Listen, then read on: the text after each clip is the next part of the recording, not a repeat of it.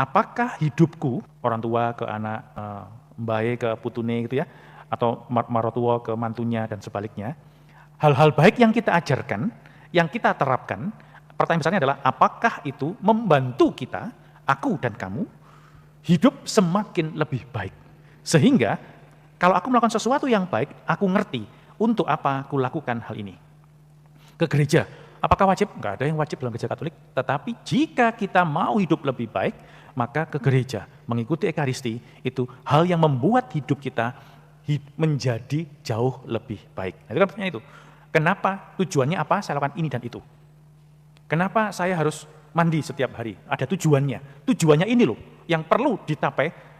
Kalau sarananya tidak membantu orang hidup lebih baik, ya harus dievaluasi sarana ini supaya tujuannya tercapai. Bagi orang tua-tua yang tua sekali gitu, mandi adalah sesuatu perjuangan. Kenapa? Karena kulitnya udah tipis. Kemudian kalau selesai mandi masuk angin, jadi minyak telon terus gitu.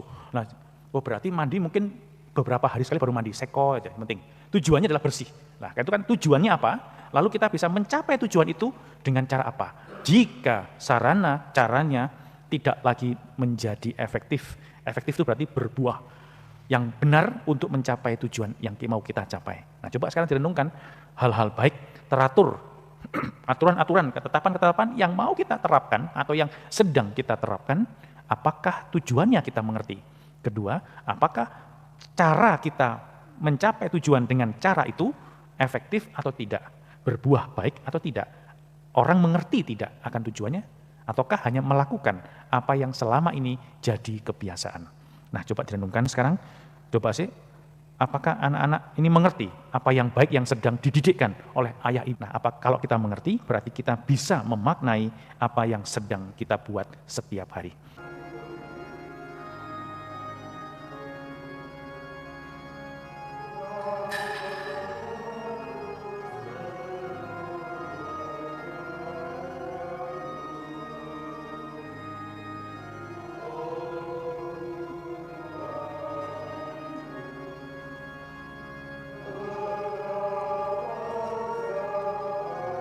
Dosanya ku buat, Yesus Tuhanku,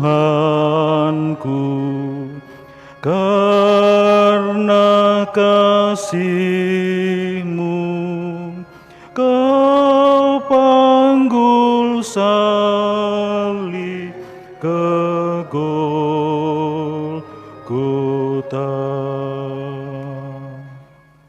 Dalam nama Bapa dan Putra dan Roh Kudus. Amin. Rahmat Tuhan kita Yesus Kristus, cinta kasih Allah, dan persekutuan Roh Kudus bersamamu dan bersama rohmu. Para saudara terkasih, sesuatu yang teratur, rapi, itu memang baik, tetapi kerap kali membuat kita terlena dalam hal itu, dan dosa-dosa itu bersembunyi di dalam itu. Dalam hal-hal yang membuat kita terlena, kita perlu waspada terutama dalam masa-masa prapaskah ini. Itu mari di awal Ekaristi ini kita hening kembali. Kita melihat kembali hal-hal yang rutin kita buat, hal-hal yang biasa kita lakukan, hal-hal yang teratur kita lakukan dan terlihat baik dan rapi. Injil ini menarik. Kenapa? Karena melakukan hukum Taurat atau tidak melakukan, dikatakan tadi, kalau dikali kesimpulan, tetap masuk dalam kerajaan surga. Hukum atau aturan bukan yang utama. Jadi ini yang perlu kita perhatikan. Kalau tadi merujuk dalam bacaan pertama, lakukanlah segala peraturan dan ketetapan yang kuajarkan kepadamu supaya kamu hidup. Itu tadi diulang sampai 2 kali, di awal perikop dan terakhir perikopnya. Jadi tujuan utama bukan melakukan hukumnya, tetapi adalah hidup. Hidup kita adalah kesempatan yang dianugerahkan kepada Tuhan. Anugerah itu menjadi yang utama. Maka kita pun perlu memberi kesempatan itu juga kepada orang lain. Maka aturan dan ketetapan yang kita miliki harus direka ulang, dievaluasi ulang, harus direnungkan, harus dimonitor apakah aturan-aturan yang kita sampaikan kepada orang lain, kepada jemaat, membangun semakin baik hidup persekutuan atau tidak. Sekecil apapun. Kan tadi, sungguh selama belum lenyap langit dan bumi ini, satu iota atau satu titik pun tidak akan ditiadakan dari hukum Taurat sebelum semuanya terjadi. Karena itu, siapa yang meniadakan salah satu hukum Taurat, sekalipun yang paling kecil, dan mengajarkannya demikian kepada orang lain, ia akan menduduki tempat yang paling, tempatnya di mana? Kerajaan surga, meskipun paling rendah. Barang siapa melakukan dan mengajarkan segala perintah Taurat, dia menduduki tempat yang tinggi.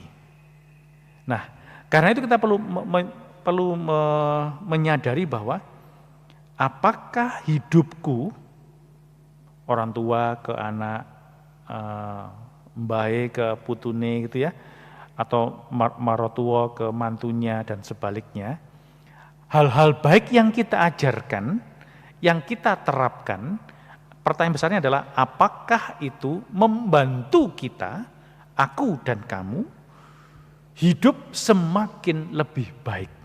Sehingga kalau aku melakukan sesuatu yang baik, aku ngerti untuk apa aku lakukan hal ini. Ke gereja, apakah wajib? Enggak ada yang wajib dalam gereja Katolik. Tetapi jika kita mau hidup lebih baik, maka ke gereja, mengikuti Ekaristi, itu hal yang membuat hidup kita menjadi jauh lebih baik. Nah, itu kan pertanyaan itu. Kenapa, tujuannya apa saya lakukan ini dan itu? Kenapa saya harus mandi setiap hari? Ada tujuannya. Tujuannya ini loh yang perlu ditapai. Kalau sarananya tidak membantu orang hidup lebih baik, ya harus dievaluasi sarana ini supaya tujuannya tercapai. Bagi orang tua-tua yang tua sekali gitu, mandi adalah sesuatu perjuangan. Kenapa? Karena kulitnya udah tipis. Kemudian kalau selesai mandi masuk angin, jadi minyak telon terus gitu. Nah, berarti mandi mungkin beberapa hari sekali baru mandi, seko aja yang penting. Tujuannya adalah bersih. Nah, itu kan tujuannya apa? Lalu kita bisa mencapai tujuan itu dengan cara apa?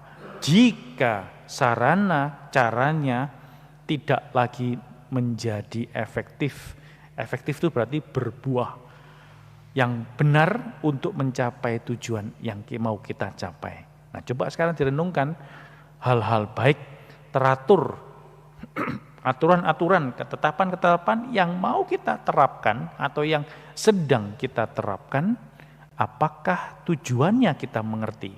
Kedua, apakah cara kita mencapai tujuan dengan cara itu efektif atau tidak, berbuah baik atau tidak, orang mengerti tidak akan tujuannya, ataukah hanya melakukan apa yang selama ini jadi kebiasaan. Nah, coba direnungkan sekarang, coba sih apakah anak-anak ini mengerti apa yang baik yang sedang dididikkan oleh ayah ibu. Nah, kalau kita mengerti, berarti kita bisa memaknai apa yang sedang kita buat setiap hari. Marilah mewartakan misteri iman kita. Setiap kali kami makan roti ini dan minum dari piala ini, wafat-Mu Tuhan kami wartakan hingga Engkau datang. Tuhan bersamamu dan bersama rohmu. Saudara sekalian, hidup kita hari ini, anggota keluarga kita, dimanapun mereka berada, senantiasa dibimbing, dilindungi, dan diberkati oleh Allah yang Maha Kuasa, Bapa dan Putra dan Roh Kudus. Amin. Para saudara yang terkasih, dengan demikian Ekaristi Kudus kita telah selesai. Syukur kepada Allah.